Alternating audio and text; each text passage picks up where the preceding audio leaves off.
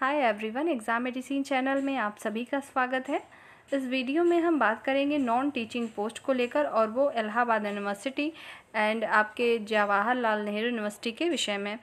इन दोनों यूनिवर्सिटीज़ में जो है एग्ज़ाम चल रहे हैं, कुछ हो चुके हैं लेकिन ज्वाइनिंग नहीं हुई है और कुछ के डीवी बाकी हैं। तो इन सब को लेके आपके डाउट्स हैं जिसको मैं इसमें क्लियर करने की कोशिश करूँगी। उम्मीद है आपकी चीज़ें क्लियर हो जाएंगी। यदि इसके बाद भी आपके कोई डाउट है तो आप पूछ लीजिएगा। ये पॉसिबल नहीं है कि पर्टिकुलर एक एक कैंडिडेट को बताया जाए, इसलिए इस सेशन में मैं पूरी चीज़ें क्लियर कर दूँ।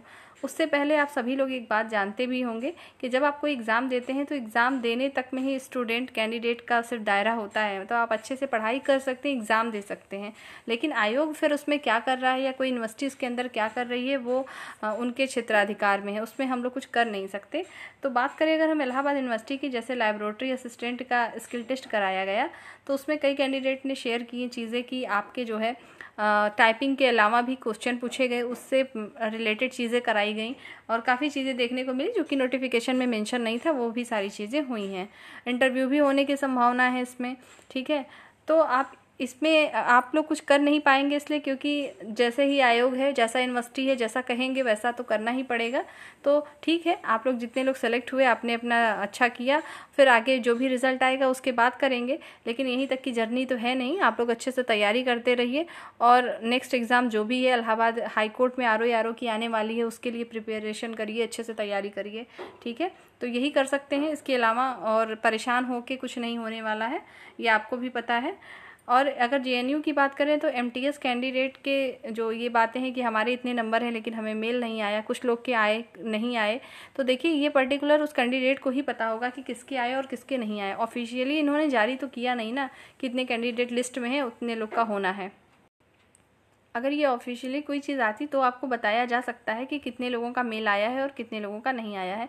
जैसा कि मैंने एक वीडियो में बोला था कि अगर किसी की मेल आए तो आप ज़रूर इन्फॉर्म करिए ताकि अगले कैंडिडेट को उससे फ़ायदा हो सके, ठीक है। तो अगर किसी को मेल आती, अगर आप किसी को बता देते हैं तो आपकी जगह वो तो कैंडिडेट जाएगा नहीं, बस ये होगा कि उनको इन्फॉर्मेशन मिलेगी कि हाँ आने स्टार्ट हो चुका है या आ रहा है या नहीं आ रहा है। और इसके विषय में सटीक जानकारी कि हाँ कितने लोग को बुलाया गया, ये तो आपको सूचना मिल ही नहीं सकती मेरे द्वारा भी, क्योंकि वो चीज़ ऑफिशियल नहीं है।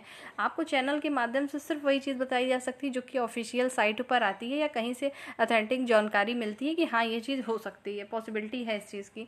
तो ऐसे ही बताना ठीक ना होगा।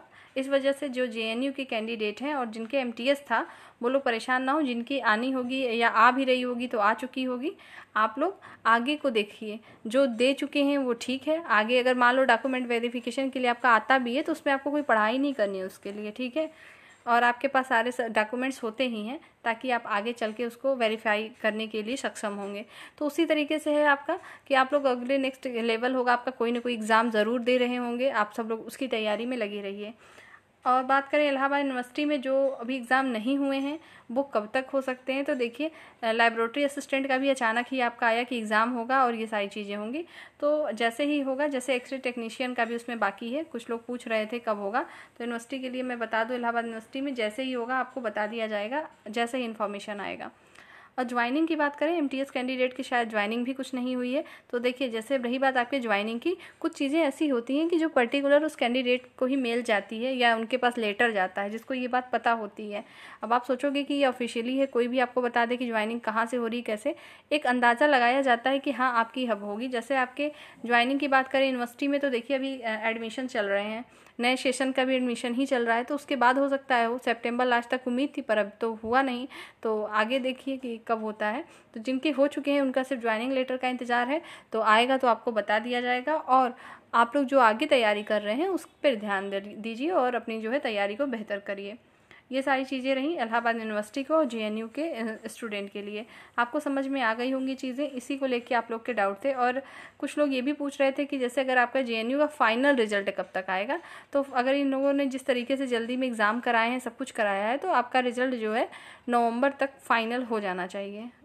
ऐसा उम्मीद कर सकते हैं क्योंकि इनके जो स्किल टेस्ट और बाकी सारी चीज़ें हैं उनके हो ही रहे हैं, तो नवंबर तक फाइनल रिजल्ट आ जाना चाहिए। यही सारी चीज़ें थी जो उसमें बताना था। जिसको ये सारी चीज़ें ठीक लगी हैं तो अच्छी बात है, और चैनल के माध्यम से कोई नई इन्फॉर्मेशन या नई वैकेंसीज़ की इन्फॉर्मेशन आएगी तो बता दिया जाएगा। बाकी आप लोग सब लोग तैयारी करिए। इस वीडियो में सिर्फ इतना ही, नेक्स्ट वीडियो में हम फिर मिलेंगे, तब तक के लिए टेक केयर, जय हिंद।